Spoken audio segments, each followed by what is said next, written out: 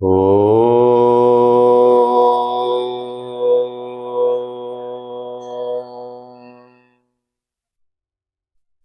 അനേക ജന്മ സംപ്രാപ്ത കർമ്മേന്ദന വിദാഹിനെ ആത്മജ്ഞാനാഗ്നിദാനേന തസ്മൈ ശ്രീ ഗുരവേ നമ. ഓ ശാന്തി ശാന്തി ശാന്തി. ആചാര്യവാദങ്ങളിൽ പ്രണാമം. സ്നേഹം നിറഞ്ഞ എല്ലാ ആത്മജിജ്ഞാസുക്കൾക്കും വിനീത നമസ്കാരം.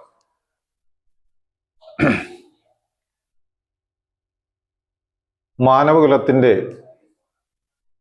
നന്മയാണ് നാരായണ ഗുരുവിൻ്റെ ജന്മലക്ഷ്യം തന്നെ, അവതാര ലക്ഷ്യം തന്നെ എന്ന് നമ്മൾ കഴിഞ്ഞ കുറച്ച് വീഡിയോകളിലൂടെ നമ്മൾ മനസ്സിലാക്കിയതാണ്. അനേക ജന്മങ്ങളായി കുന്നുകൂടി വെച്ചിരിക്കുന്ന കർമ്മത്തെ നമ്മൾ ഗുരുവിലേക്ക് അടുക്കുമ്പോൾ ജ്ഞാനമാകുന്ന അഗ്നിദാനമായി തന്ന് ആ കർമ്മത്തെ ദഹിപ്പിച്ചു കളയും. അപ്പോൾ നമ്മൾ ശുദ്ധീകരിക്കപ്പെടും, നമ്മൾ റീബർത്തിലേക്ക് എത്തും. ഏതൊരു മനുഷ്യനും ശൂദ്രനായി ആണ് ജനിക്കുന്നത്. ആ ശൂദ്രജന്മം ദുജാവസ്ഥയിലേക്ക് ജ്ഞാനസ്വരൂപനായി മാറുമ്പോഴാണ് അവൻ മനുഷ്യനായി മാറുന്നത്. അല്ലെങ്കിൽ അജ്ഞാനതിമിരം ബാധിച്ച് ആരക്കോ വരയ്ക്കുന്ന വഴിയിലൂടെ പോവും. അതിൻ്റെ ഒരു പ്രതിഫലനമാണ് ശരിക്കും ഹിന്ദു സംസ്കാരത്തെ, ഹിന്ദു ജനതയെ ശുദ്ധീകരിച്ചതാണ് നാരായണ ഗുരു. ചാതുർവർണ്ണ്യം വ്യവസ്ഥയൊക്കെ ഇന്നും എല്ലാവരും തോലെ കെട്ടി ചുമന്നുകൊണ്ട് നടക്കുകയാണ്. ഗുരുവിൻ്റെ പാതയിൽ സഞ്ചരിച്ചാൽ അവൻ ശുദ്ധീകരിക്കപ്പെട്ട ഒരു സമൂഹമായി മാറും. അത് ശ്രീനാരായണ സമൂഹം ഒന്ന് ഉണർന്ന് ചിന്തിച്ചാൽ തന്നെ മനസ്സിലാവും. നമ്മളുടെ മരണാനന്തരക്രിയ ഗുരു പറഞ്ഞ രീതിയിലാണോ നടത്തുന്നതെന്ന് ശ്രദ്ധിച്ചാൽ മനസ്സിലാവും. 16 അടിയന്തരം ആരോ പറഞ്ഞു വെച്ച 16 അടിയന്തരവും കൊണ്ട് നടക്കുകയാണ്. നാരായണഗുരു വ്യക്തമായി പറഞ്ഞു, 11 ദിവസത്തെ കർമ്മ പദ്ധതികളിലൂടെ അത് വ്യക്തമായി ശ്രീനാരായണ ധർമ്മത്തിൽ പറയുന്നുണ്ട്. അതനുസരിക്കാത്തവരാണ് ഈ ചാതുർവർണ്ണ്യവും ഒക്കെ മുറുകെ പിടിച്ചുകൊണ്ട് ഇന്നും ജാതി പറഞ്ഞു നടക്കുന്നത്. അത് ശരിക്കും വളരെ സഹതാപകരമാണ്. ആ ഗുരുവിനെ അനുസരിക്കാത്തതിൻ്റെ കുഴപ്പമാണ്. അത് ശരിക്കും ഗുരു എന്താണെന്ന് ചോദിച്ചാൽ ശ്രീനാരായണ ഗുരുദേവൻ എന്ന് ഉറക്കെ പറയുന്ന ആളുകളുണ്ട്. ശ്രീനാരായണൻ എന്ന് പറഞ്ഞാൽ ശരിയാണ്, മാടനാശാന്റെയും കുട്ടിയമ്മയുടെയും മകനായ ജനിച്ച നാണു ശ്രീനാരായണൻ എന്ന്. ഗുരുദേവൻ എന്ന് പറഞ്ഞാൽ അതിന് യാതൊരു തെളിവുമില്ല. ഈ 33 ദേവന്മാരിൽ ഒരു ദേവനുമല്ല ഗുരുദേവൻ. ആ ഗുരുദേവൻ എന്ന് പറയുന്നത് പോലും നമുക്ക് കിട്ടുന്നത് ധർമ്മം, അർത്ഥം, കാമം കിട്ടും. പക്ഷെ 3 ദുഃഖവും ബോണസായിട്ട് കിട്ടും. അതാണ് ബന്ധകത്വം, അസംതൃപ്തികരത്വം, ദുഃഖമിശ്രിതത്വം. അങ്ങനെ 3 ദുഃഖവും കൂടെ കിട്ടുമ്പോഴത്തേക്കാണ് ഇന്ന് കാണുന്ന ശ്രീനാരായണീയന്റെ അവസ്ഥ ശരിക്കും നമ്മൾ മനസ്സിലാക്കേണ്ട. മദ്യം, ലോട്ടറി, പലിശ, പെണ്ണ്, ഇത് 4 ഐറ്റം ഇപ്പം വന്ന് കയറിയിട്ടുണ്ട് എല്ലാ സ്ഥലങ്ങളിലും. ഇതൊന്നുമില്ലാത്ത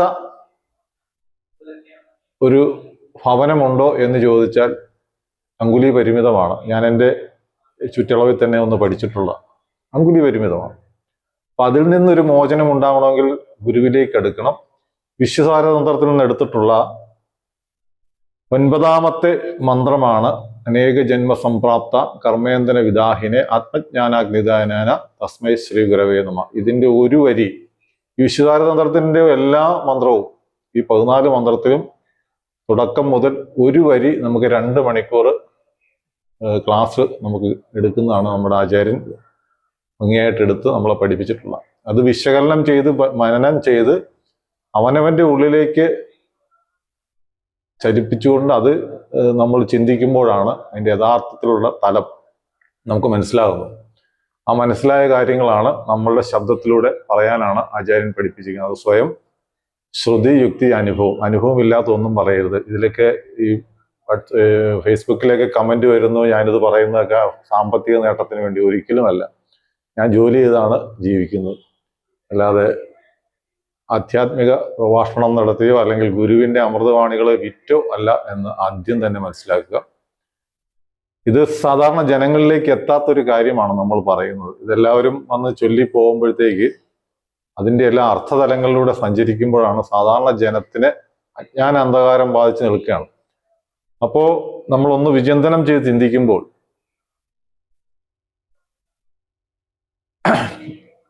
അനേക ജന്മങ്ങളായി കുന്നുകൂടിയ കർമ്മം എന്ന് പറഞ്ഞാൽ നമ്മളുടെ മാതാപിതാക്കളുടെ സഞ്ചിത കർമ്മം, അച്ഛൻ്റെയും അമ്മയുടെയും, അച്ഛൻ്റെ 7 തലമുറയുടെ കർമ്മഫലവും അമ്മയുടെ 7 തലമുറയുടെ കർമ്മഫലവും ഈ 15ാമത്തെ വ്യക്തി ഇതിലെ സൽക്കർമ്മവും ദുഷ്കർമ്മവും നമ്മൾ അനുഭവിക്കുന്നുണ്ട്. ഈ പാരമ്പര്യമായിട്ടുള്ള കർമ്മത്തെ ജ്ഞാനമാകുന്ന അഗ്നിയിൽ ദഹിപ്പിക്കുവാൻ കഴിവുള്ളതാണ് ഗുരു. അങ്ങനെ പൂർണ്ണനായ 10 ലക്ഷണവും നിറഞ്ഞ ഒരു ഗുരുവിനെ ശരണം പ്രാപിച്ചാൽ നമ്മളുടെ ഈ സഞ്ചിത കർമ്മത്തെ, അതായത് നമുക്ക് പാരമ്പര്യമായി വന്നുകൊണ്ടിരിക്കുന്ന കർമ്മത്തെ ഗുരു ജ്ഞാനമാകുന്ന അഗ്നിയിൽ ദഹിപ്പിച്ച് നമ്മളും ജ്ഞാനപ്രകാശമായി മാറും. ഇതിൻ്റെ ഒരു ഉദാഹരണം ഞാനത് പറയാം.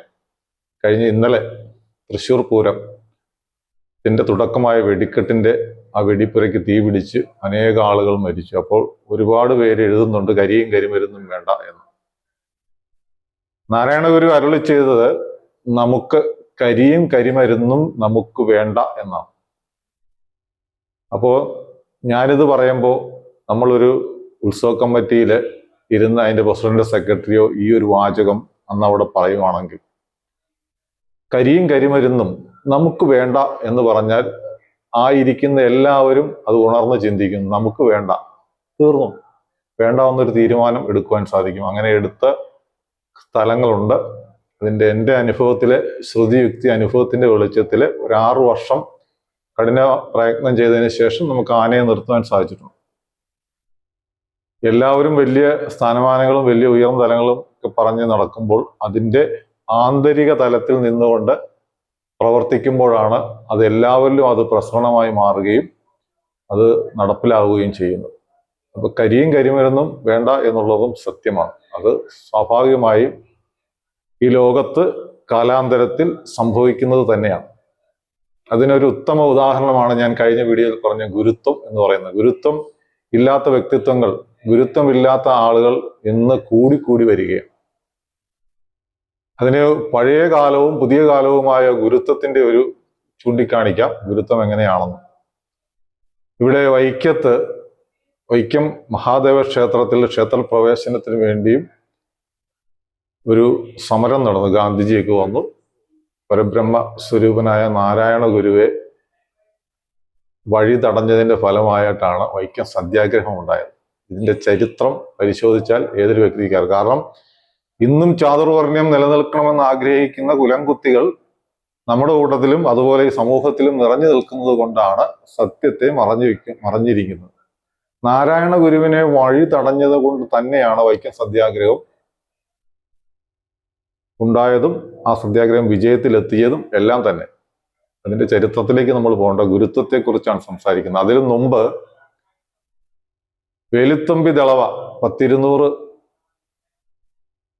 ചെറുപ്പക്കാരെ വെട്ടിക്കണ്ടിച്ച് കുഴിച്ചിട്ട സ്ഥലമാണ് ഇന്ന് ആ വേലുത്തമ്പി ദളവയുടെ പേരിൽ അറിയപ്പെടുന്ന ദളവാകുളം ബസ് സ്റ്റാൻഡ് വൈക്കത്ത്. അപ്പൊ അന്ന് ഉള്ള ആ 200 പേർക്കോ അല്ലെങ്കിൽ 300 പേർക്കോ ഗുരുത്വം ഉണ്ടായിരുന്നെങ്കിൽ, ഒരു ഗുരു ഉണ്ടായിരുന്നെങ്കിൽ അവരുടെ ജീവൻ നഷ്ടപ്പെടില്ല. അവരുടെ ജീവൻ നഷ്ടപ്പെടില്ല.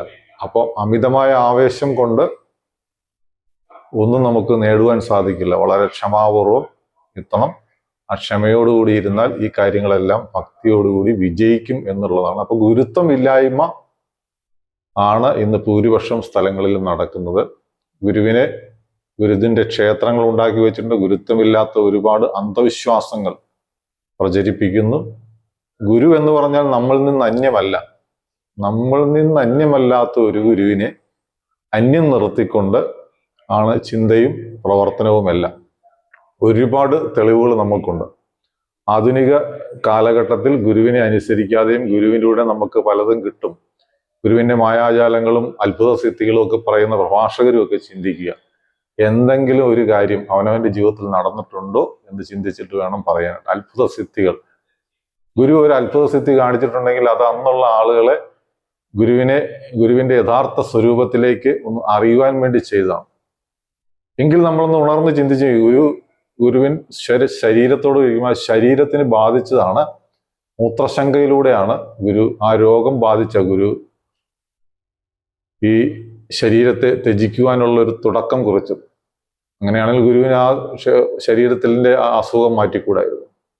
അതെല്ലാം കൃത്യമായി അതാത് സമയത്ത് സംഭവിക്കേണ്ടത് കൃത്യമായി സംഭവിച്ചിരിക്കും എന്ന് ഗുരുവിൻ്റെ ആ ശരീരം എടുത്ത് ഇന്നും ശരീരം മാത്രമേ നഷ്ടപ്പെട്ടുള്ളൂ. ഇന്നും നമ്മുടെ കൂട്ടത്തിൽ ദൈവവുമായി ഏകദൈവവുമായി വിളങ്ങുന്ന നാരായണ ഗുരുവിനെ അറിയുവാൻ എല്ലാവരും ശ്രമിക്കുക. അനാചാരങ്ങളും അന്ധവിശ്വാസങ്ങളും നിർത്തുക.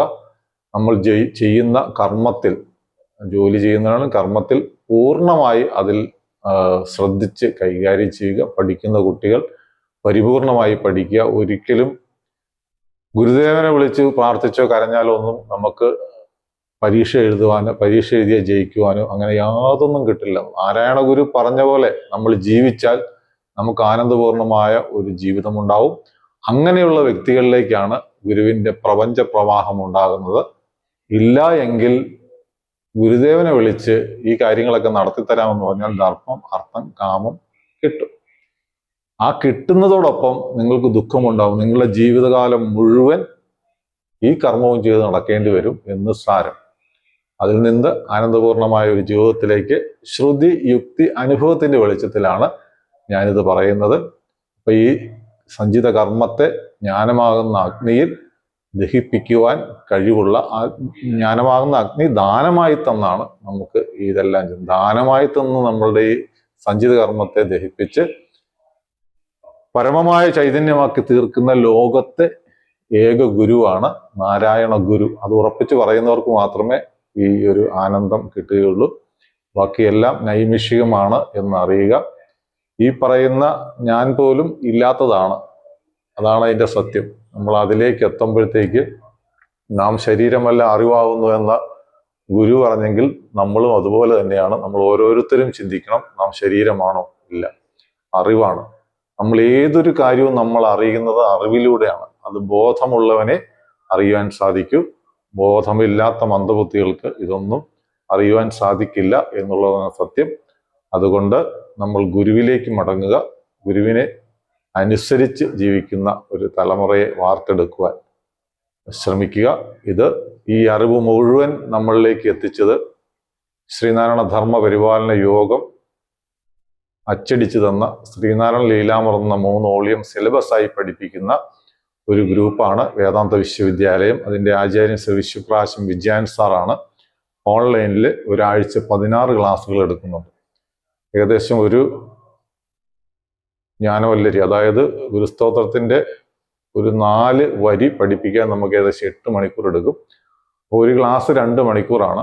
അപ്പോൾ അതേപോലെ വിദഗ്ധമായി ശാസ്ത്രീയമായി ഇതിൻ്റെ 6-7 തലങ്ങളിലൂടെയുള്ള ക്ലാസ്സാണ് നമ്മളിലേക്ക് വന്ന്. ഈ ക്ലാസ് നമ്മൾ കേട്ട് കഴിഞ്ഞാൽ അത് നമ്മൾ സ്വയം പരിചിന്തനം ചെയ്ത് നമ്മളത് മനസ്സിലാക്കുമ്പോഴാണ് നമ്മൾക്ക് പരമാനന്ദം ഉണ്ടാകുന്നത്. അതിലേക്കാണ് നിങ്ങളെ എല്ലാവരെയും ഹാർദമായി സ്വാഗതം ചെയ്യുന്നത്. ഈ അത്ഭുത സിദ്ധികൾ പറഞ്ഞു നടക്കുന്നവർ സ്വയം ഒന്ന് ആലോചിക്കുക. നിങ്ങളുടെ വീട്ടിൽ എത്രയോ ഞൊണ്ടികളും മേലാത്തവരും അശരണരുമായ ആളുകളുണ്ട്. അവരെയെല്ലാം ഒന്ന് സുഖപ്പെടുത്തിക്കൂടെ? ഗുരുവിൻ്റെ പേരിൽ അന്ധവിശ്വാസവും അനാചാരവും പ്രവർത്തിക്കാതെ മടങ്ങുക ഗുരുവിലേക്ക്. ഈ നെയ്വിളക്കും വിളക്കുപൂജയും പാവങ്ങളുടെ കാശ് മേടിച്ച് കൂട്ടാതെ അതെല്ലാം ഒഴിവാക്കി സത്യസന്ധമായി ഒരു വലിയ തലമുറയെ വാർത്തെടുക്കുമ്പോൾ ക്ഷേത്രത്തിന് വേണ്ട ഉന്നതി, ഈ 100 കുട്ടികൾ വിദ്യാസമ്പന്നരായി നല്ല ഉന്നതിയിലെത്തിയാൽ അവർ അതിനു വേണ്ട ഒരു മാസത്തെ ശമ്പളം ചോദിച്ചാൽ തരും. അന്നേരം ഈ കാണുന്ന ജനങ്ങളെ പറ്റിച്ചുണ്ടാക്കുന്ന കോടിയേക്കാൾ 10 മടങ്ങ് കോടികളായിരിക്കും ആ ക്ഷേത്രങ്ങളിൽ വന്ന് പതിക്കുന്നത്. അതുകൊണ്ട് നാരായണ ഗുരു പ്രതിഷ്ഠ ചെയ്ത ക്ഷേത്രങ്ങളിലെ ഭരണസമിതി അംഗങ്ങളെങ്കിലും ഈ കരിയും കരിമരുന്നും നിർത്തലാക്കുവാൻ ശ്രമിക്കുക. അത് നമുക്ക് ആവശ്യമില്ലാത്തതാണ്. അത് നിർത്തിയാൽ തന്നെ നമുക്ക് ഒരു ക്ഷേത്രത്തിൽ നിന്ന് പാവപ്പെട്ട രണ്ട് പാവങ്ങൾക്ക്, അല്ലെങ്കിൽ നമ്മൾക്ക് പാവങ്ങൾക്ക്, മനുഷ്യന് ജാതിമത ഭേദമന്യേ പാവപ്പെട്ടവർക്ക് ഒരു ഭവനം വെച്ചു കൊടുക്കാൻ സാധിക്കും. ഒരു ഉത്സവത്തിന് കരിയും കരിമരുന്നും മാറ്റിയാൽ അത്രയ്ക്ക് സമ്പാദ്യം നമ്മൾ വെറുതെ വേസ്റ്റായി കളയുന്നുണ്ട്. ഇതെല്ലാം കുലിശിത ബുദ്ധികൾ ഉള്ള കുറച്ച് വ്യക്തികളിലേക്കാണ് ഇത് ചെയ്യുന്നത്. അപ്പം അജ്ഞാന തിമിരം ബാധിച്ച ഈ ഉള്ള ഭരണസമിതി അംഗങ്ങളിലെല്ലാം ബോധത്തെ ജ്ഞാനപ്രകാശത്തിലേക്ക് എത്തിക്കാൻ പരബ്രഹ്മ സ്വരൂപനായ നാരായണ ഗുരുവിന്റെ അനുഗ്രഹം എല്ലാവർക്കും ഉണ്ടാകട്ടെ എന്ന് പ്രാർത്ഥിച്ചുകൊണ്ട് നമുക്ക് അടുത്ത ദിവസം അടുത്ത ഒരു ജ്ഞാനവല്ലരിയെ ഗുരുസ്തോത്രത്തിന്റെ ഒരു മന്ത്രം കൂടെ പരിചിന്തനം ചെയ്യാം. ഇതിൽ കമന്റ് ഇടുന്നവർ ശ്രദ്ധിക്കുക, കൃത്യമായി നല്ല ആരോഗ്യപരമായ കമന്റ് ഇടുക. വിമർശനങ്ങൾ, നല്ല രീതിയിൽ വിമർശനങ്ങൾ ഉണ്ടെങ്കിൽ മാത്രമേ എല്ലാവർക്കും സ്ഫുടം ചെയ്ത് അറിയുവാൻ സാധിക്കൂ. അപ്പോൾ ആരോഗ്യപരമായ സംശയങ്ങളും വിചിന്തനം ചെയ്യുക. ഒരിക്കൽ കൂടെ കൃത്യം തറപ്പിച്ച് പറയാം, ശ്രീനാരായണ ഗുരു എന്ന് പറയുന്നതും ശ്രീനാരായണ ഗുരുദേവൻ എന്ന് പറയുന്നതും എല്ലാം തെറ്റ് തന്നെയാണ്. അത് ശരിക്കും നാരായണ ഗുരുവിനെ ദൈവമായി അംഗീകരിക്കാൻ ബുദ്ധിമുട്ടുള്ളവർ ചെയ്യുന്ന ഒരു ചെപ്പടി വിദ്യകളാണ്. നാരായണ ഗുരു എന്ന് പറയുന്ന ഏക ദൈവമാണ്. ആ ദൈവം എന്നിൽ നിന്നും ഇത് കേൾക്കുന്നവരിൽ നിന്നും അന്യമല്ല. അത് നമ്മൾ കണ്ടെത്തി നമ്മുടെ ഉള്ളിൽ പ്രതിഷ്ഠിച്ചു കഴിഞ്ഞാൽ നമുക്ക് വേണ്ട സർവ്വതും ഈ ഗുരു നമ്മളിലേക്ക് അടുപ്പിച്ചു തരും എന്നുള്ളതാണ് സത്യം. അങ്ങനെയുള്ളൊരു ചിന്ത എല്ലാവരിലും ഉണ്ടാകട്ടെ എന്ന് പ്രാർത്ഥിച്ചുകൊണ്ട്, എല്ലാവർക്കും ഗുരുകടാക്ഷം ഉണ്ടാകട്ടെ എന്ന്, അനുഗ്രഹം ഉണ്ടാകട്ടെ എന്ന് പ്രാർത്ഥിച്ചുകൊണ്ട്, ഞാൻ ഈ പറയുന്ന കാര്യങ്ങളിൽ ആരോഗ്യപരമായ ചിന്തയും ശ്രുതിപ്രക്തമായ വിമർശനങ്ങളും നല്ല രീതിയിലുള്ള അഭിപ്രായങ്ങളും നിങ്ങൾ കമന്റ് ബോക്സിൽ രേഖപ്പെടുത്തുക. നല്ല രീതിയിൽ രേഖപ്പെടുത്തുമ്പോൾ മാത്രമേ നമുക്കിത് തുടർന്ന് പറയാനുള്ള ഊർജം ഉണ്ടാവൂ എന്ന് ഉദ്ബോധിപ്പിച്ചുകൊണ്ട് പറഞ്ഞുകൊണ്ട് ഈ ചെറിയ വാക്കുകൾ ഭക്തിപൂർവ്വം പ്രപാദങ്ങളിൽ സമർപ്പിക്കുന്നു. ഗുരുവും തത്സത്.